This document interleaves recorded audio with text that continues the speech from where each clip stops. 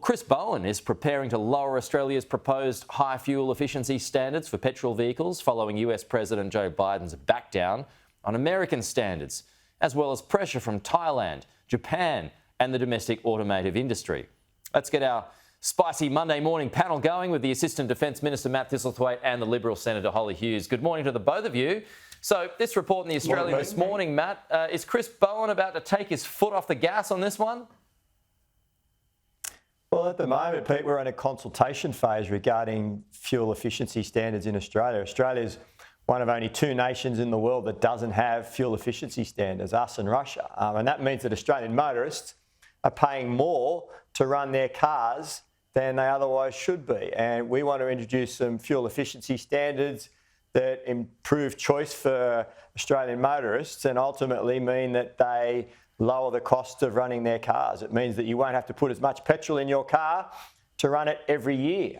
So on average, Australians will save about $5,000 a year by 2028 with these new vehicle emission standards. Right. At the moment, we're consulting with the Australian people and we'll announce the standards and seek to legislate them in the coming months. So do you think he went too hard, too fast, too early?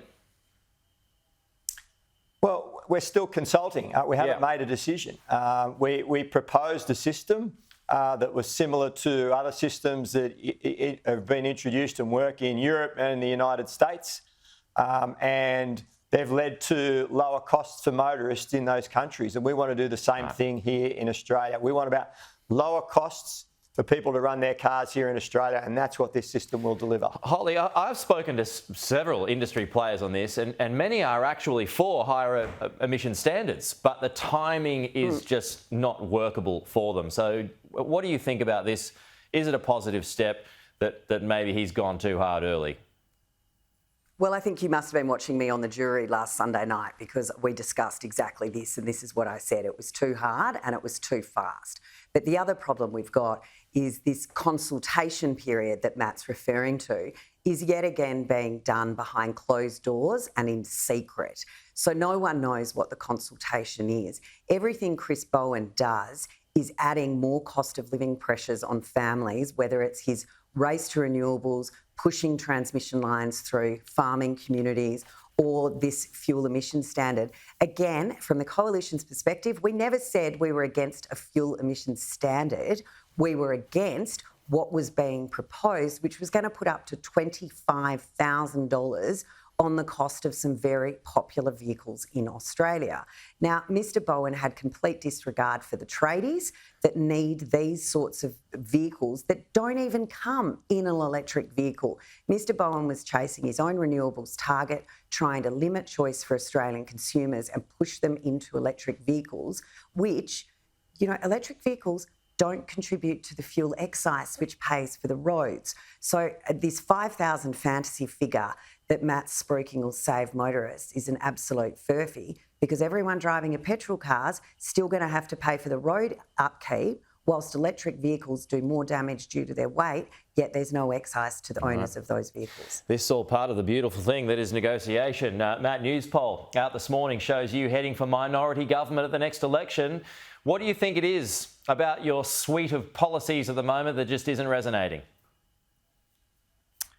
Well, I think that our policies are working, Pete. And I did some door knocking. People have never had it so good. On the weekend, I did some door knocking in Mascot. And look, Australians are feeling cost of living pressure. We know that. And I certainly got that message on the weekend. But Australians also understand that the government is doing its best to help people. Our tax cuts, everyone knew about them on the weekend and appreciated the fact that they're aimed at ensuring that Australians can earn more and keep more of what they earn. They also knew about our cheaper medicines policy. They knew about our investments in Medicare and cheaper childcare and our rebates for energy prices. So all of these policies are contributing to assisting people, but we know people are doing it tough.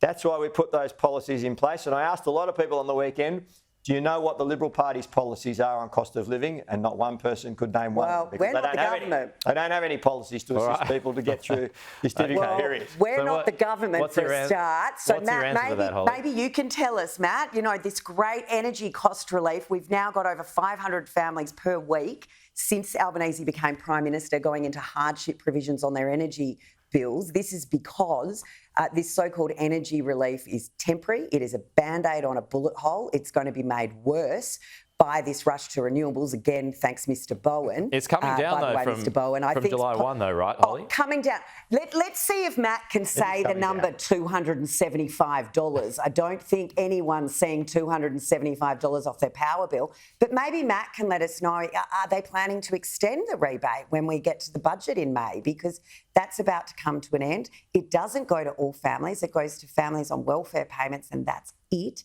And it's those middle Australians who are really feeling the pinch that this government has forgotten about. All right. So, Matt, are you going to extend it? Well, the policies that we've put in place so far, the caps on coal and gas prices, they've ensured that electricity prices didn't increase by as much as they would have otherwise if the previous government was in place, because they voted against those caps. We put the rebates in place. You don't vote for bad policy. Just let him finish, middle income earners. And again, the Liberal Party voted against those policies. So you can say with some certainty, Pete, that things would have been much worse if we had a Liberal government, because they voted against the policies. Mate, we wouldn't be trying to put it over renewables. We know that. I love this chat. I do love this chat, but we're out of time. We're out of time. A very good day to you guys. Thank you so much. We'll see you again next week. Happy Easter. Same to you.